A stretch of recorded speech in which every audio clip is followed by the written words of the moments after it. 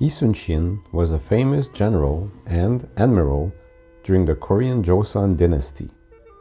He is especially remembered for his victories against the Japanese Navy during the Imjin War, which took place between the years 1592 and 1598.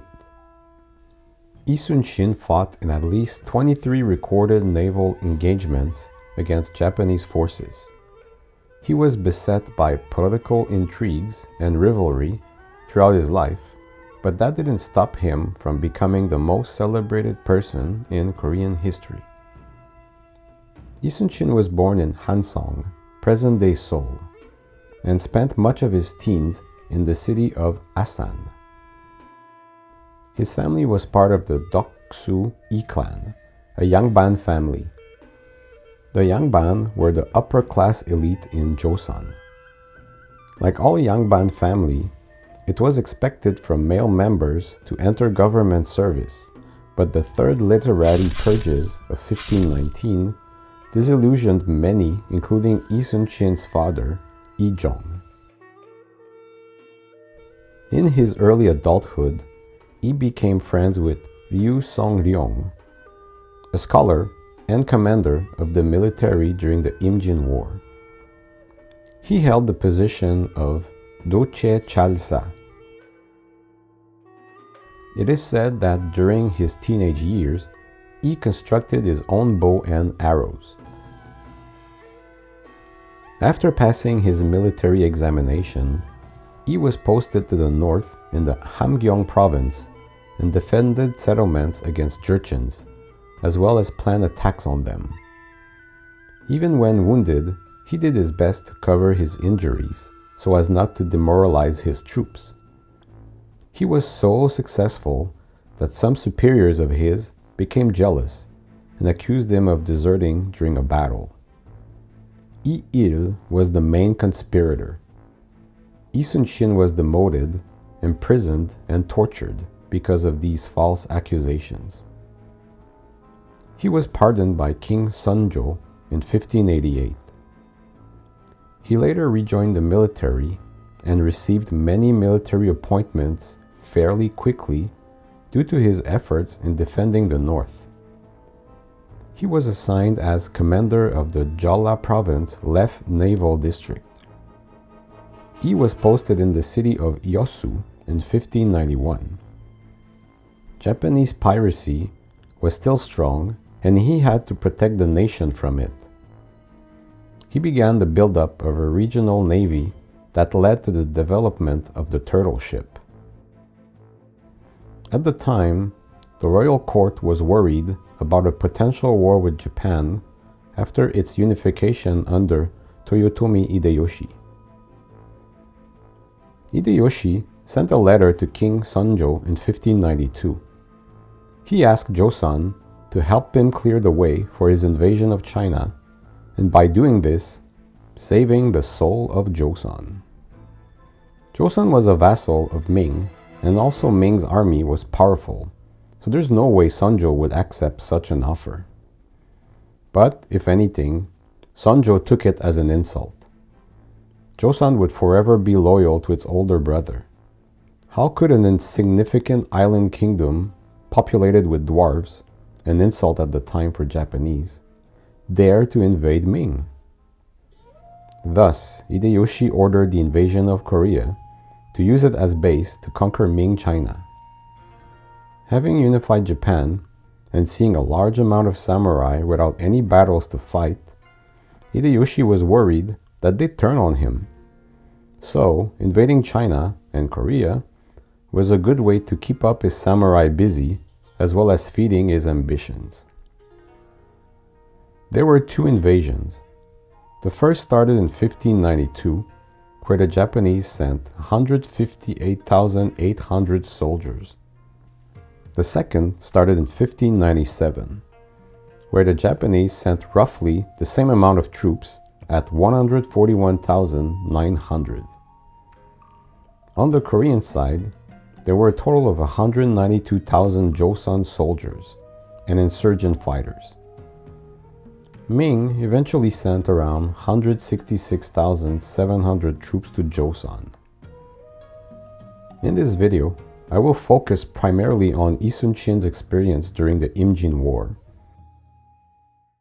The Panokson, board-roofed ship, was the main class of warship used by Joseon starting in 1555. It had multiple decks. It was made to be used in the peninsula's particularly large tidal range.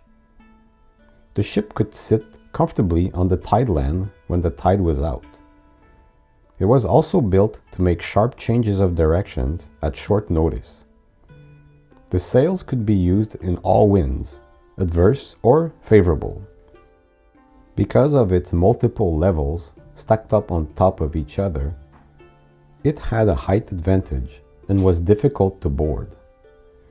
It was also broad and flat, allowing the installation of cannons. Strength and power was emphasized rather than speed. The Japanese Atakebune and Sekibune ships were made for long-distance sea travel and thus traveled much faster. Because of different materials used, oak and pine versus cedar and fir for Japanese ships, and wooden nails versus iron nails for Japanese ships, Japanese ships were faster but took much more time to turn around, as well as not made for fitting cannons. Japanese naval battles were the grapple and board type. Japanese soldiers excelled at melee combat. The Korean Navy was more interested and proficient at distance naval warfare.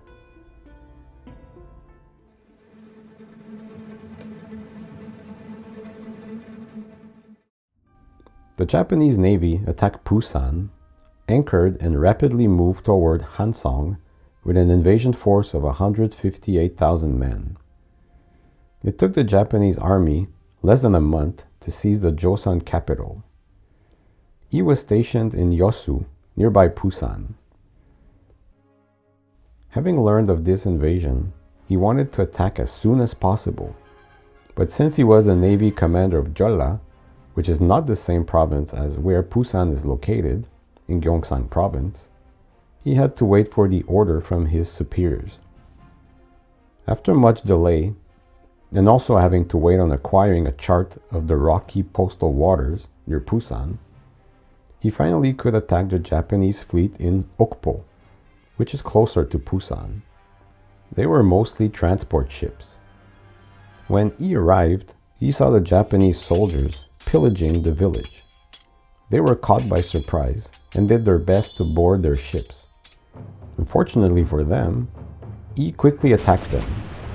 His fleet destroyed 26 transport ships. After this victory, he wanted to continue towards Pusan, but learning of the fall of Hansong, he decided to return to his home base in Yosu. This was his first victory at sea.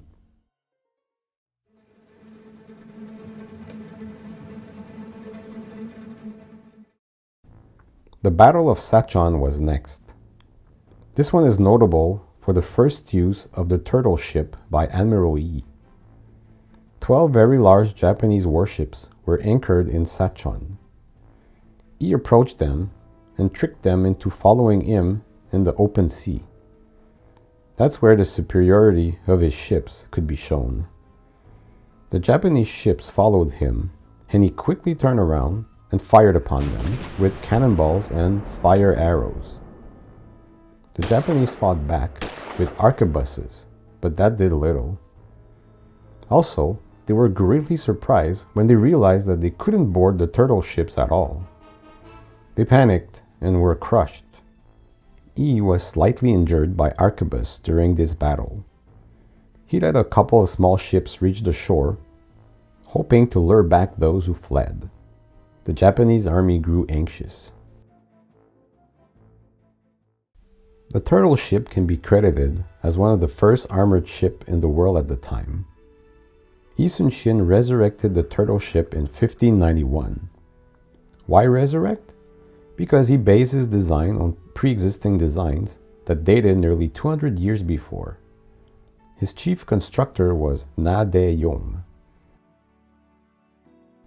They must have been very expensive to build, since they were covered by lined hexagonal iron plates. They were between 30 to 37 meters long. It was basically a hull placed on top of a panoxon with some other minor modifications. Like a panoxon, it had multiple decks as well. On the bow was mounted a dragon head which emitted sulfur smoke in order to hide its movements. A large anchor was installed in the front, and below it was a wooden crest that was shaped like a face. It was used to ram enemy ships. The turtle ship had 10 oars and 11 cannon portholes on each side, as well as 2 or more portholes in the front and back. Even the dragon head could house a cannon. Each turtle ship was manned by 50 to 60 fighters and 70 oarsmen, as well as, of course, a captain. Iron spikes protruded from the top and protected sailors from small weapons and fire. They also discouraged boarding.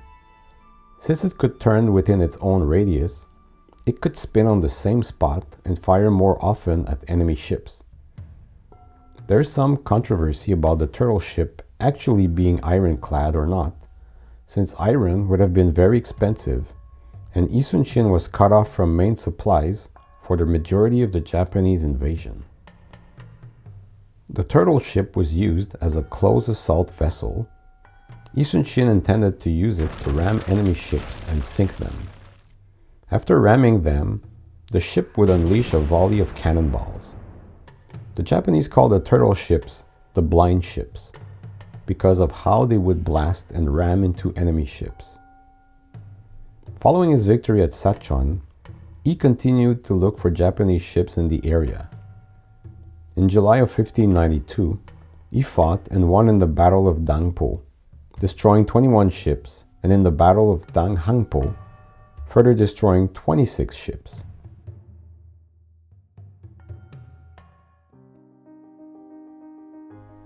This brings us to the end of part 1.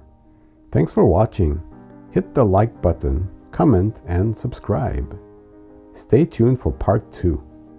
The battles of Admiral Yi Sun-shin are far from over.